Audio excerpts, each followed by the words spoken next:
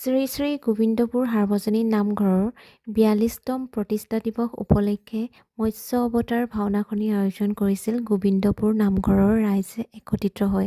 যিহেতু নামঘৰৰ পদূলিটি দীঘল, সেয়ে সমূহ ভক্তপ্ৰাণ ৰাইজক আদৰণি জনালে মাটি চাকিৰ পোহৰেৰে। অকল এয়াই নে, আউনীআটী সত্ৰৰ ডেকা সত্ৰাধিকাৰ আৰু ৰাজমেধিক দৰ্শন কৰাৰো সৌভাগ্য হ'ল নামঘৰলৈ গৈ। লগতে তেওঁলোকৰ অমৃতবাণী শুনিবলৈ পালোঁ।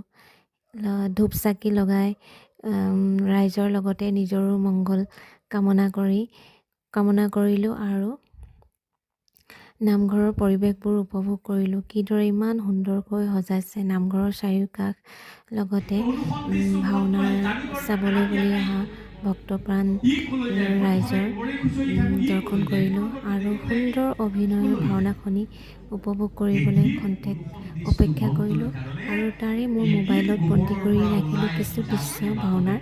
তাকে আপোনালোককো দেখাওঁ বুলি মোবাইলত বন্দী কৰি ৰাখিলোঁ। এয়া আছে